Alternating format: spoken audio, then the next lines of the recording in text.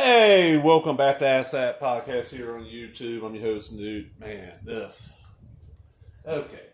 Yeah, I know. You're taking a chance when you go to Dollar Tree and you pay that dollar to, was it $1.25 plus tax? Probably about $1.35 now. And get a horror movie. Or any kind of movie from there.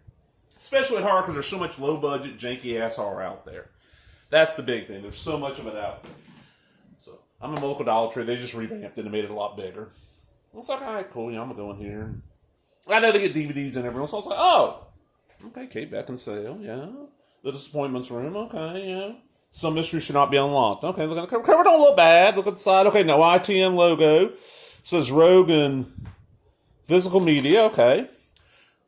The door to heart-pounding terror swings wide open in this gripping psychological thriller based on true events. Looking for a fresh start, Dana, Kate Beckinsale, David, Mel Rido, and their 5-year-old son moved from the big city to a rural southern mansion near restoration. But the young family's dream home quickly becomes a chilling nightmare when Dana discovers a hidden room in the attic. Ooh, spooky, spooky. Unleashing unexplainable events that test her sanity and slowly reveal shocking secrets from the past. Special feature Unwanted inside the Disappointments Room. Rated R. When is this from?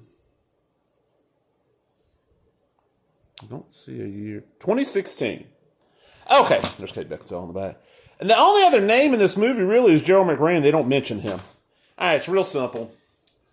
Move down there. She's like a architect, construction person. She's getting the house redone. Discovers this room and find out what it was. These rich Southern families back in the day, they had like a child that had like a physical or mental disability. They just stuck him up in this room and had the servants feed him. The kid just kind of lived there till they died. They were the Disappointments. That was the Disappointments Room. And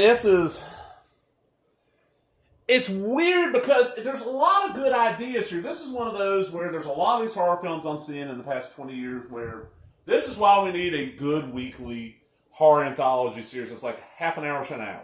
Because I'm seeing so many of these horror films. They could work perfect as a 30-minute to 45-minute short film. But you stretch that thing out to, this was like an hour and... It says 85 minutes, but it's got like 15 minutes worth of commercial, 15 minutes worth of credits.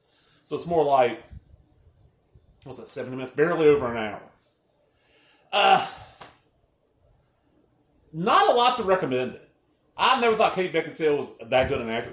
Very pretty woman. Aged amazingly. Not a horrible actress, but she's one that's like, she ain't really that great. She's, adequate. Everybody else in the cast, and Gerald McRae's one of the guys. Usually he's pretty good in this. He ain't getting a lot to wear. He plays like this pastor, from what I remember, because it's been a little while since I watched this. I've had this for a little bit. And the only scene that really stands out in the entire damn movie is about 10 minutes to the end. And go on, if you want to see this, go on Tubi. This is on Tubi right now, or as of recording. And any of these little horrors, usually you can catch them on Tubi. That's why I need to start doing, instead of buying them. Even if they're $1, look it up and see if it's on Tubi, watch it, and see if it's worth paying that dollar. Or $1.35, whatever. This one, man, 10 minutes towards the end, Kate Beckinsale's got this claw hammer, and she's fighting Gerald McRae, and she knocks him down on a bed, I think it was, and just starts pounding him in the head with this claw hammer, and just obliterates his skull. His entire head just beats it into mush. It's like cutting away from her screaming and bringing the hammer down to the hammer hitting, to like... I want to say it's like flashbacks of the kids that got put in the Disappointments Room. And it's well done. Like that one scene, you're like, oh, wow. But it's, almost 10 minutes from the end, and the last, 8 minutes of the movie are credits. So that tells you something. You wait through the whole film for this one scene, and you're like, oh, that's pretty cool. But I sat through, about an hour, a little bit over an hour. I ain't not going to say straight out avoid it. It's not horrible. But it's one of those where this ain't going to stay in the collection. I consider that $1 whatever I paid a rental fee, and it's going to get passed off to somebody. That's the one good thing with horror movies like this. You can always pass on, hey, you want a movie? Here, just toss it to somebody. Even now, I'm seeing more and more people realize, you need to keep your DVD players and your Blu-rays and your discs, because yes, streaming's nice, but what about when your internet goes out? What about if you're like a friend of mine who lives in a well-to-do city on the coast, one of the better ones in Jackson County. I think you're still living there. For a week, because they were coming through there and putting the lines back down, there was no internet.